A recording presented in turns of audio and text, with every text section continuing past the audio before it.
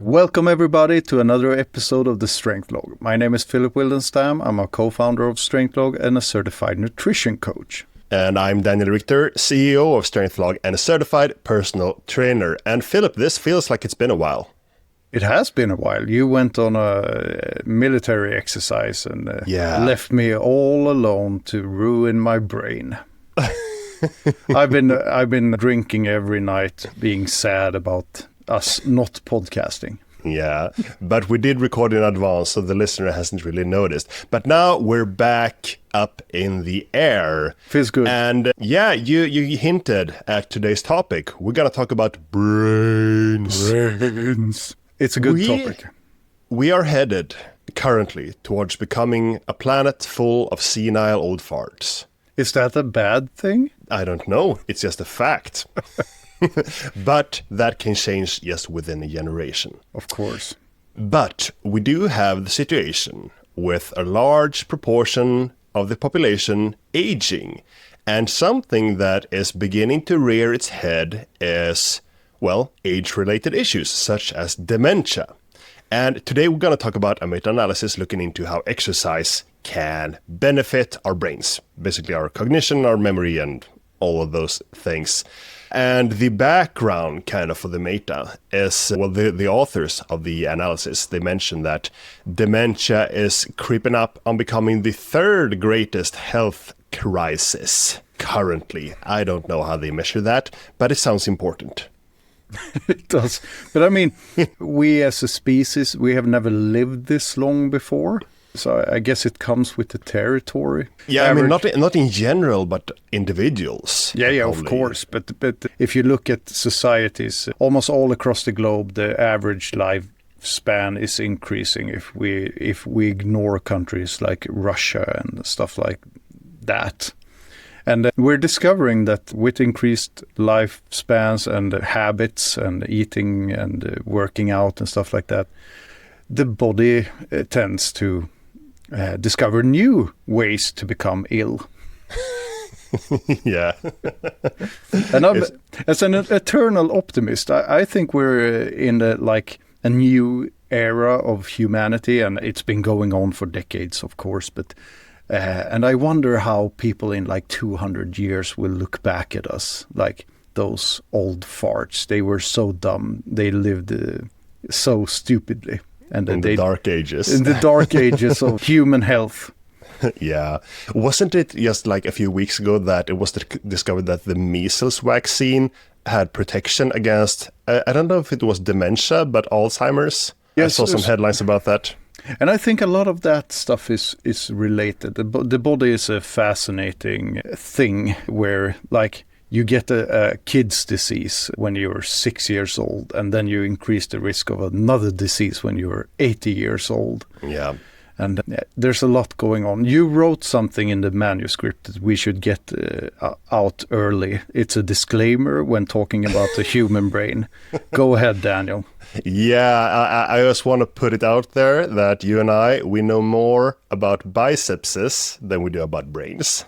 And I also we're stepping out of our comfort zone here. And I also think that's true for science as a whole. It's much easier to know how the bicep works than the brain. We're still in the early stages of learning how the brain works. Definitely. So bear with us, but we do as we usually do, one paper at a time and try to expand our circle of knowledge. So today's topic is going to be about the brain and its interaction with exercise. And which exercises you should choose to train the brain directly.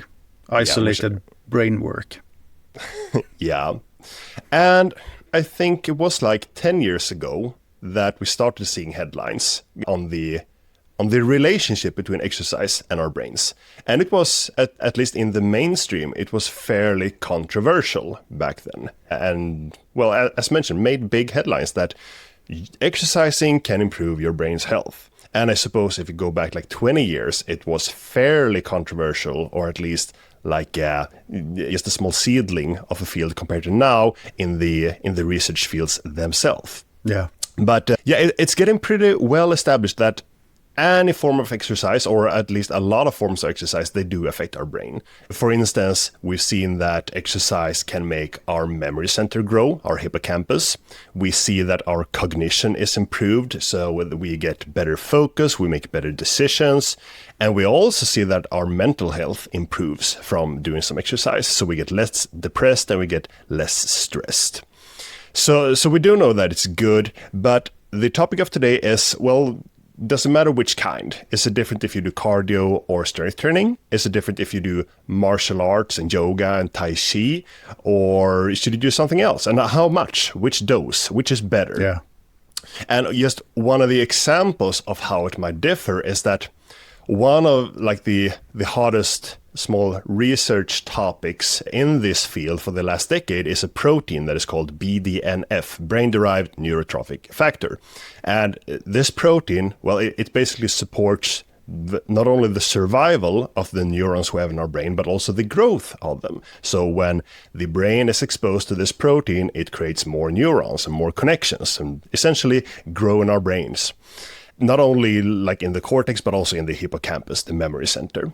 And this protein, BDNF, it is secreted when we do a couple of different things. It's secreted when we are well slept, when we are well fed, when we are not stressed or in a bad place, and when we are exercising. And it seems especially when we're doing cardio for extended time periods.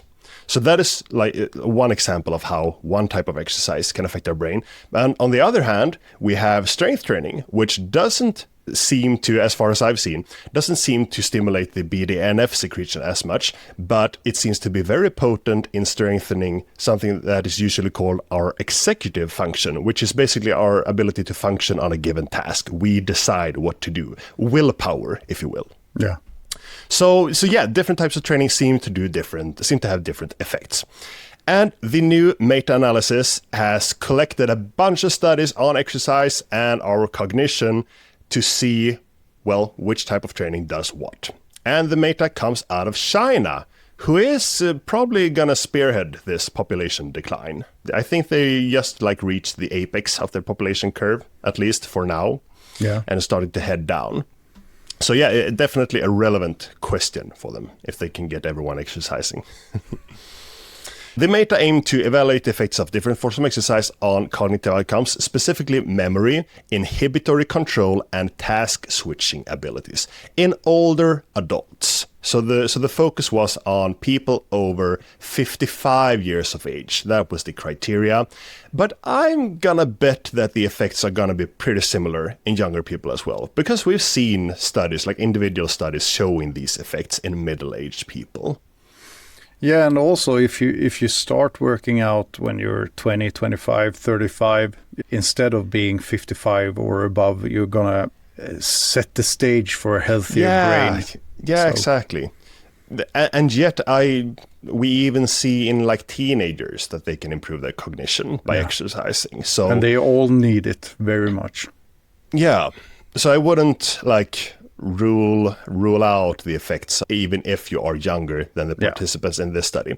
But they did look into the older people. And I mean, that's relevant as well. Do you have to preempt the effect and start exercising when you're young, or is it also effective in older people whose brains have started to deteriorate? But I should mention that the criteria was healthy adults. So these were adults without dementia or any diagnosis of cognitive impairment. They found 37 different studies on the topic with a total of 2,600 older adults with the average age of 69 years and from 13 different countries. They only looked into randomized controlled trials, which is when you take a bunch of people and put them on different programs or in a control group. So you dictate the intervention, so to say. And the experimental groups engaged in a bunch of different training styles. There was resistance training, there was aerobic exercise, there was high-intensity interval training, and there was what they named in this paper physical and mental training, meaning combined. So the examples they list are Tai Chi and yoga, something where you kind of have to concentrate on the movement. And I would just guess that we could place martial arts in this category as well. well. I mean, it's something you have to concentrate on doing a movement.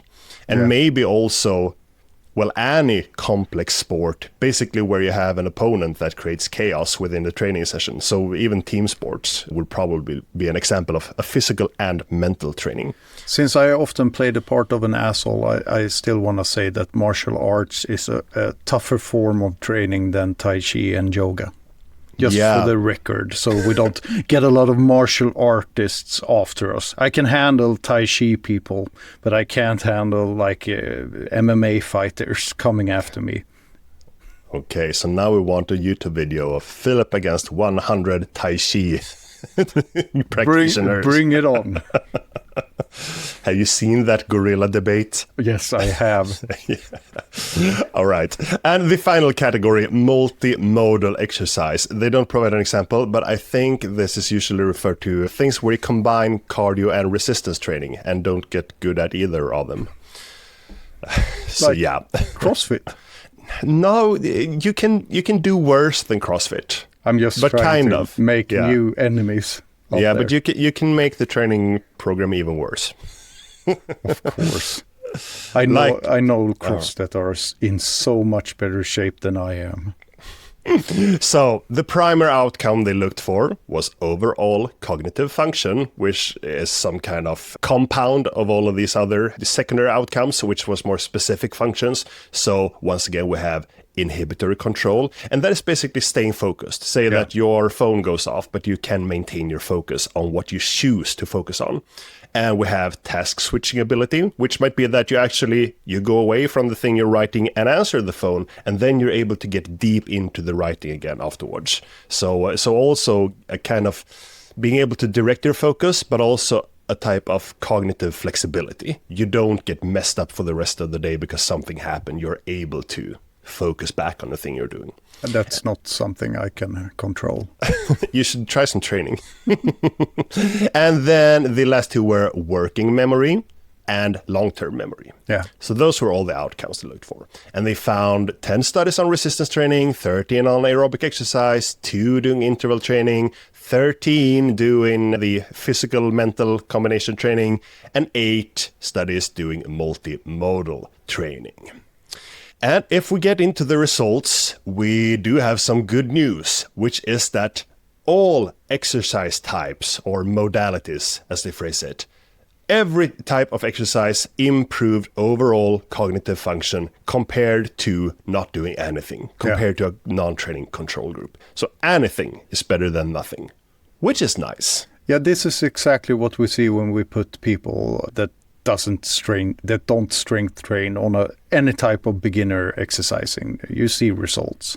Yeah. But the question remains, what happens if they pick the best type of exercise? Exactly. And we do get some wind in our sails here, because resistance training showed the strongest effect on overall cognitive improvement. So like the combination of all these specific outcomes, resistance training had the best results in total. Ain't that just swell? It's exactly what I expected. We basically knew this beforehand. No, but I mean, this is a meta-analysis, and during the last decades, we've seen some of the studies that are probably included in this. We know that strength training can have positive effects on the brain and on like your mental well-being and stuff like that. So I'm a bit surprised that strength training showed a stronger effect than cardio, but I'm not totally surprised if you catch my drift. Aerobic exercise was a very close second. Yes. And then all of the other forms of training was a close second. And I should point out that I believe most of these studies, they didn't test the exercise types head on head, which is what you need to do if you really want to tease out differences between them. This is more like a bird's eye view of it. But it's the best we've got so far. Except for the overall best results, if we go into the specific outcomes, inhibitory control was the single specific outcome in which resistance training showed the strongest benefits compared to the other. And inhibitor control, I think usually that is framed as executive function. It is a quite more popular term. It's basically the same thing as mentioned, staying focused and quote-unquote willpower. And my hypothesis here is that strength training is very uncomfortable if you do it right. It's like reading a dense book or doing something else that is uncomfortable focusing on, at least when you're starting. And when you push through the hard reps, even when they are heavy and slowing down, when you push through that and you stay with it, that requires focus. So you are essentially sharpening your focus when you're doing hard training. That's what I believe, at least. But we're going to get into the discussion later on what the actual brain researchers believe, if anyone cares about that. Physical mental training, the combination training, example given, Tai Chi and yoga, they were shown to be the most effective interventions for improving task switching ability and also best for enhancing working memory. So yeah, that's a thing. And I suppose you could hypothesize around that, like you need to memorize certain movement patterns or whatever, and then actually perform them. Yeah, like learning a choreographed dance. Yeah, dancing probably fits in here. It requires a lot of focus. Which I've never been able to do. Dancing is probably great for the brain. Probably. Yeah. Maybe even better than like MMA, where someone repeatedly hits your brain. In MMA or any type of fighting, you can't plan too far ahead because you don't know what your opponent is going to do. Yeah, and that goes for like any sport with an opponent. Yeah. There's a chaos factor. Exactly. And it requires you to be more focused. Okay, so moving on down the list. Aerobic exercise showed the strongest effect on memory, meaning long-term memory, outperforming the others. But once again, resistance exercise was a very close second. And here, my hypothesis is that we know that cardio or aerobic exercise, especially when it's a bit prolonged, like not super short, makes you secrete a lot of BDNF, that protein that makes your brain grow. So this is probably a big reason for why cardio is good for memory. And I also suppose that if you were to do cardio like shorter and more intense, like high intensity interval training, it would more approach strength training in its effects, like strengthening your willpower and so on. Maybe, who knows? If we actually get into what they write and how they try to explain why resistance training came out ahead, they do chalk it up to the BDNF, brain-derived neurotrophic factor, and because of how it promotes synaptic plasticity, which is basically saying that your synapses change. Plasticity is that it's malleable, it changes. And neural growth in the hippocampus, which is a critical region for memory and learning. So yeah, they chalk it up to that. I don't know if I buy it, but whatever. Once again, these are early times for brain science, and people are going to look back at what we believed in 2025 in 100 years, and they are going to think, oh, those Neanderthals, they knew nothing about the brain. Maybe. Another thing they mention for all exercise is that exercise lowers inflammation, which is also beneficial for the brain and its healthy being. And yeah, some notes about how aerobic exercise was the best for enhancing memory. Once again, we know, well, for one thing, we have the BDNF thing, that it secretes that, but also that it improves cerebral blood flow. So blood flow in your brain, which is also essential for memory formation and retention. Yeah. And this has been a thing for a while, and something that I fairly intentionally, but also a bit just by chance, have worked into my work days. So when you and I are planning these episodes, I try to like alternate between planning for the episode, like reading the paper and writing the script, and then I go for a walk for 20 minutes, and I go back to working on the script and back and forth, just to try and make that memory stick, and also that it kind of helps process the information. Yeah. And I think for knowledge workers who work in front of a computer, I think this might be a good thing. I do and too. Students. But my main takeaway is still going to be exercise is good for you. Yeah, because then they try to like give some recommendations based on doses and types. I think that it's a bit early because we don't have like comparative studies, but I should just at least mention it. They say that as far as resistance training goes, training twice per week for 45 minutes had the most significant effect on cognitive function, and for aerobic exercise, training twice per week for 60 minutes was the most effective for memory enhancement. But I mean, if you really want to tease out the dosing, you need to make a lot of comparative studies, like training 1, 2, 3, 4, 5, 6, 7 times per week and for different time periods. Probably still a lot of work to do in that field. But these numbers, I've seen them before, so we're probably in the right ballpark. And also, if you want more people to exercise out there, is your future brain health gonna be the carrot that gets them moving? I think it could be effective. It is for me to some extent, or more, maybe more. Yeah, but you've been a gym junkie for 20 years now. You don't apply here. I'm thinking about myself 15 years ago when I was in my late 20s and I hadn't exercised for almost 10 years. And I mean, becoming old was so far in the future. And it was more, I wanted to look better naked. I wanted to feel like a stronger man. That was what got me off the couch and into the gym and starting exercises. And this is just another piece of the puzzle. This is another reason for doing something, of course. And for if you're 55 today and you feel like I've been sitting in an office chair for 25 years, I need to get going. Of course, the risk of dementia is going to be a carrot for you.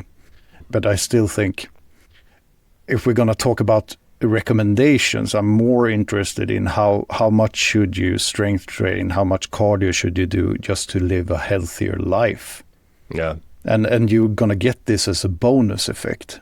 Yeah. It's going to be good for your brain, but it's also going to be good for how you feel in your everyday life. How you can pick up your kids or your grandkids, how you can make love to your wife or your husband. And but didn't you catch the intro? There are no kids anymore. We can pick up our dogs. Well, you're doing the best for securing. I could do better. I'm doing my worst. I wonder who's going to take care of me when I'm an old fart. Google's AI. Oh, my favorite. Yeah, so we're not only training to get bigger biceps, we do it for our brains as well. And this meetup didn't even look into other aspects of mental health, like depression treatment or stress, which is also, especially the latter one, is one of the bigger reasons for why I try to get out and lift some weights every day. Yeah. I know by now that if I don't move around, if I just sit in my office the whole day, I'm going to be stressed in the afternoon. I'm going to be annoyed by small things. But if I go out and lift some weights, it all just melts away. Yeah, and that's being proactive with your mental health as well. Yeah. And I think we've seen in studies on mental health that training tends to have the biggest effect if you're like seriously depressed, and a smaller effect if you're like just I'm not sure about that, but I've seen that the effect is on par with medical treatments. Yeah. But yeah, I don't know. And outside my field. Still, go see a doctor if you are depressed. Don't just go to the gym. And not to mention, if you are depressed, it's way easier to pop a pill than get your ass to a gym to work out. Of course. So no shade and no shame. Yeah.